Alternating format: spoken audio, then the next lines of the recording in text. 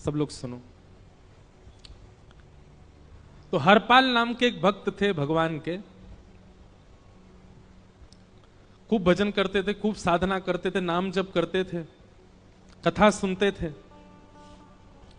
लेकिन वो ब्याह नहीं कर रहे थे। क्यों?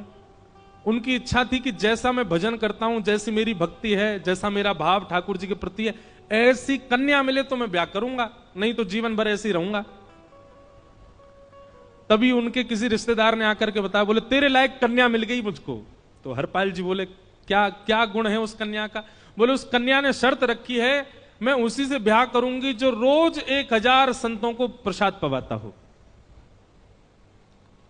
हरपाल जी बोले अब तो मुहूर्त भी नहीं निकलवाना, कल ही ब्याह करवा दूं मेरा। ऐसी कन्या से तो मैं बिना मुहूर्त के ब्याह करूं। मुहूर्त उसके संग देखा जाता है जिसके संग यह संकोच हो या फिर यह दुविधा हो कि पता नहीं जीवन कैसा चलेगा, इसको मुझे भरोसा है बढ़िया जाएगा मेरा जीवन, इसी से ब्याह करा दो। कन्या ने शर्त रखी, हरपाल जी हम आपसे ब्याह तो कर रहे हैं पर हमारी शर्त मंजूर है ना, रोज 1000 संतों को प्रसाद पवाना पड़ेगा।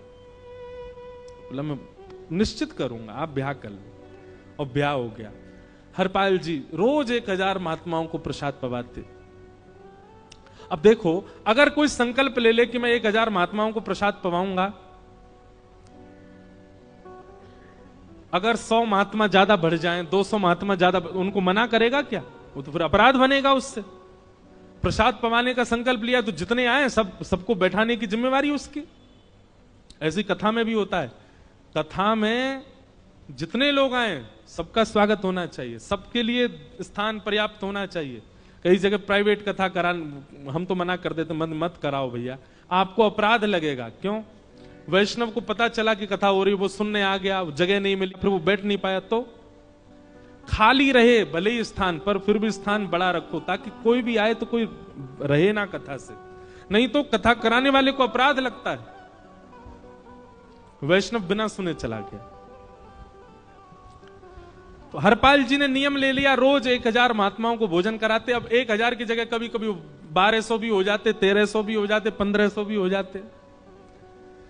लेकिन हरपाल जी करते कुछ नहीं थे, कमाई का कोई जरिया नहीं था, केवल दादा परदादाओं की पुश्त से जो उनके पुश्तैनी धन था उसी को ही खर्च करते जा रहे थे।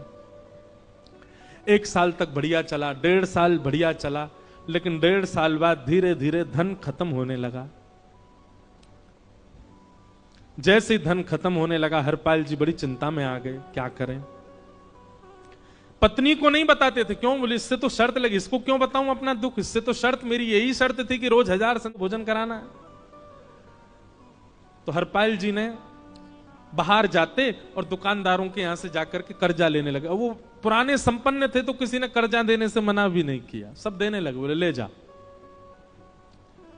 इतना कर्जा कर लिया, 6-7 महीने तक कर्जे में भी उनके संत सेवा बंद नहीं हुई।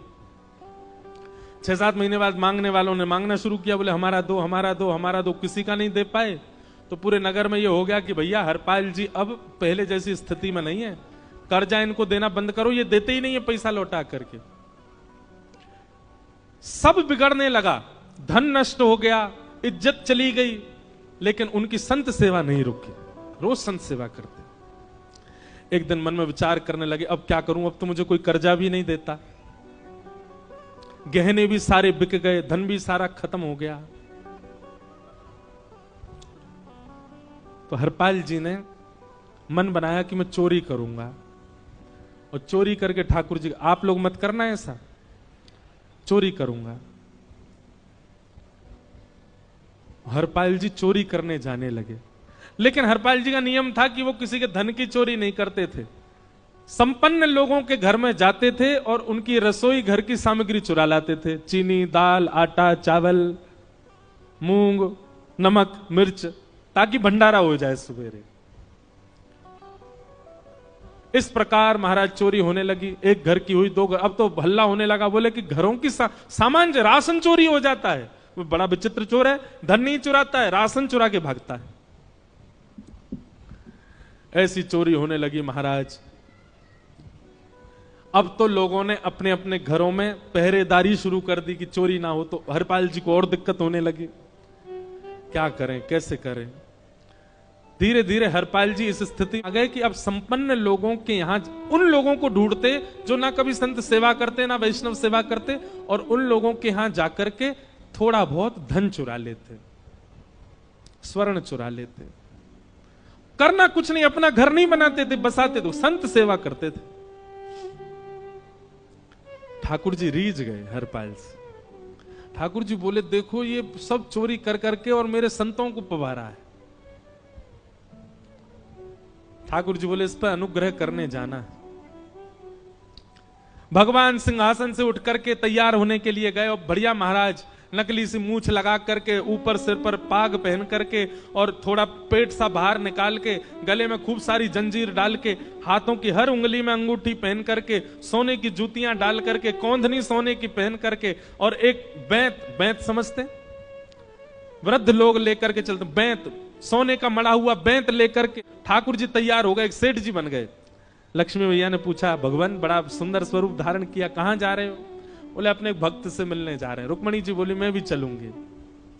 भगवान बोले, तुम मत चलो, तुम उसको पहचान नहीं पाओगे, तुमसे अपराध बनी जाएगा। बोले, नहीं नहीं, भक्त दर्शन करने मैं तो जाऊंगी। भगवान बोले, जल्दी तैयार हो जाओ। सब लोग इधर देखो, वहां से कोई सामग्री आ रही है, कथा यहां हो रही है, इधर देखो, और फिर हम आंख बंद कर लेंगे, चाहे आप कहीं देखो। आंख खुली है तो हमको ही देखो।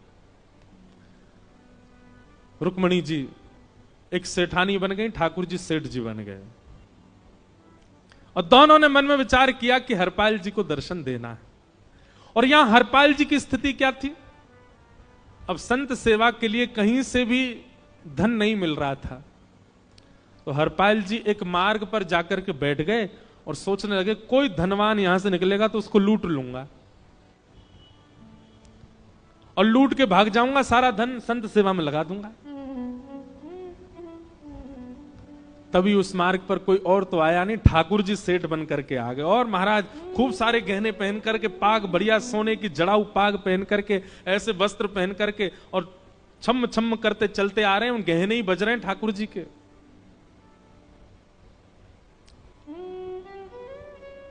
हरपाल जी ने जैसे नेत्र खोल करके देखा, ठाकुर जी के रूप यौवन और सबरी उनके श्रृंगार को देख करके हरपाल जी बोले, ये तो एक आध साल के भंडारे की व्यवस्था आ रही है सामने से। इतने में ही सेठानी जी, रुक्मणी जी भी आई, उनको ओहो, ये तो कम से कम 5-10 साल की व्यवस्था आ रही है। अगर ये दोनों लूट लिए जाएं तो 10 साल चोरी नहीं करनी पड़ेगी। देखो कितना धन संपन्न। हरपाल जी के बगल जैसे ही ठाकुर जी पहुंचे, हरपाल जी बोले, भैया जय श्री कृष्ण, प्रणाम। ठाकुर जी तो नाराज हो गए, क्या भगवान का नाम बोलता है सुबह सुबह? तुम सब लोग बड़े पाखंडी हो, ढोंगी हो, और हमने सुना इस गांव में एक रहता है, वो चोरी डकैती करता है, और फिर कहते हैं संत सेवा करता है। ऐसी काय बात की चोरी भैया? करता तो चोरी है, भली उससे भली संत सेवा करता हो। नाम उसका हरपाल है, हम सब जानते हैं। भगवान का नाम मत लो हमारे सामने। हरपाल जी समझ गए, वो तो बिल्कुल भगवत विमुख है, इसकी तो एक अंगूठी भी नहीं छोड़नी मुझको, इसका तो सब लेके जाऊंगा। अगर ये बदले में जय श्री कृष्णा बोलता तो एक आध गहना छोड़ देता है इसका में, पर ये तो इतना बिखर रहा है भगवान का नाम सुन के, इसका कुछ नहीं छोड़ूंगा, सब ले जाऊंगा।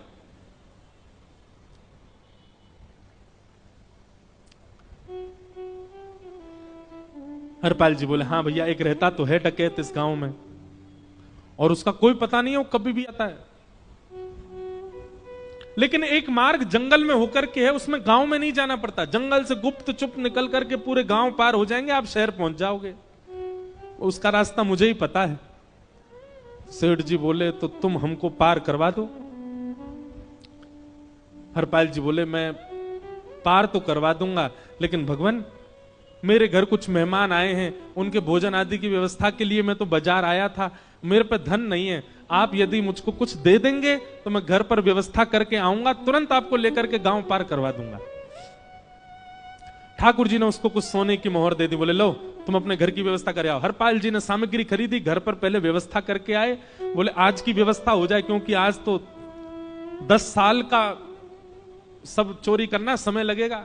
पत्नी से कहा भोजन प्रसादी बनाओ, संतों को पवाओ, संत पूछेंगे मैं कहां है तो कहना कि आप लोगों की 10 साल की व्यवस्था करने गए आज। हरपाल जी लौट कर गए और सेठ जी से कहा, आइए आइए चल दीजिए मेरे साथ और हमारे संगी चलना बिल्कुल। ठाकुर जी रुक्मणी जी चलने लगे। जैसे ही विहंगम जंगल में पहुंचे, भयंकर भयावह जंगल, बीच जंगल में जैसे ही पहुंचे, हरपाल ने पीछे मुड़ करके देखा, दोनों चले आ रहे हैं। तुरंत महाराज वो तो अपने रूप में आ गया, शेर की तरह गर्जना करने लगा, अपनी लाठी धर दी सामने और अपने सिर का स्वाफा निकाल करके सामने बिछा दिया। भगवान जो सेठ जी के रूप में आया, भगवान बोले, भैया ये क्या कर रहे हो? बोले, मैं ही हरपाल हूं। सारी सामग्री निकालो, डाल दो यहां पे, एक चीज भी मत छोड़ना, नहीं तो तुम जानते नहीं हो तुम्हारा क्या करूंगा। ठाकुर जी तो थर थर कांपने लगे। रुक्मणी जी बोली, देखो कैसा नाटक कर रहे हैं। रावण के आगे नहीं डरे थे, कुंभकर्ण के आगे नहीं डरे, कश्यप के आगे नहीं डरे, वो हरपाल के आगे ऐसे कांप रहे हैं। भगवान तो मन की सब समझ जाते हैं, कौन ही मारने, वो तुम भी कांपो क्यों? बोले, भक्त है भैया, ये हमारो भक्त है। अनुब्रजम में हम नित्यम पूये ये तन्य रेणु भी, इसने हमारे लिए सब गवा दिया, हमारे वैष्णव संतों के लिए सब लुटा दिया, इसके आगे भयभीत होने में कोई लज्जा नहीं। लक्ष्मी नारायण दोनों कांप रहे हैं और हरपाल कह रहा, सब निकालो। ए सेठानी जी, कान के कुंडल उतारो। कान कुंडल उतार दिए, नाक की नथनी उतार दी, सब उतार उतार के धर दिए, हाथों के सब कड़ूला आदि भी धर दिए। भगवान ने भी अपने सब उतार। बोले, बैंत कहां लेके जा रहे, उसको भी धर दो। बोले, अरे भैया बुढ़ापे की लाठी, हम गिर जाएंगे। बोले, कुछ नहीं गिरोगे, धर दो इसको। जीवन में कभी राम नाम जय श्री कृष्ण बोलने पे चिल्ला रहे थे मुझ पे, रखो इसको यहां पे। सारा धर दिया। बोले, बहुत बढ़िया हो गया। अब 10 साल व्यवस्था हो गई। इतने में भगवान की कनिष्ठ उंगली में एक अंगूठी थी। हरपाल बोला, ये कहां बच्चा के ले जा रहे हो, उसको दो। बोले, अरे भैया ये तो बहुत बचपन की हमारी अंगूठी है और ये आज तक हमारी निकली ही नहीं है और ये निकल ही नहीं पाएगी, इसको बाहर हम निकाल ही नहीं सकते, इसको तो रहने दो हमारे पास। बोले, तुम क्या जानो, इस अंगूठी से कम 1 हफ्ता संत भोजन होगा और तुम पे तो दया करनी नहीं है। चिल्लाए थे मुझ पे जय श्री कृष्ण बोलने पर, निकालो इसको। भगवान खूब प्रयास करें, वो नहीं निकले तो हरपाल जी ने उंगली पकड़ी। बोले, इसको काट देता हूं मैं, तुम्हारे पास उंगली रहने का कोई काम नहीं है, तुम उंगली से करते ही क्या हो। और महाराज जैसे ही उंगली पकड़ करके काटने का मन किया, वो काटने ही वाले थे, इतने में ही द्वारिकाधीश भगवान शंख चक्र गदा पद्म धारण करके प्रकट हो गए सामने। रुक्मणी जी महालक्ष्मी के रूप में प्रकट हो गई और दोनों ने अपने अंक में हरपाल को भर लिया। हरपाल जी समझ आ रही है क्या हुआ, दूर हटे। बोले, नाथ, बोले, हम साक्षात द्वारिकाधीश, ये साक्षात रुक्मणी तुम्हारी भक्ति से प्रसन्न होकर तुमको दर्शन देने आए हैं।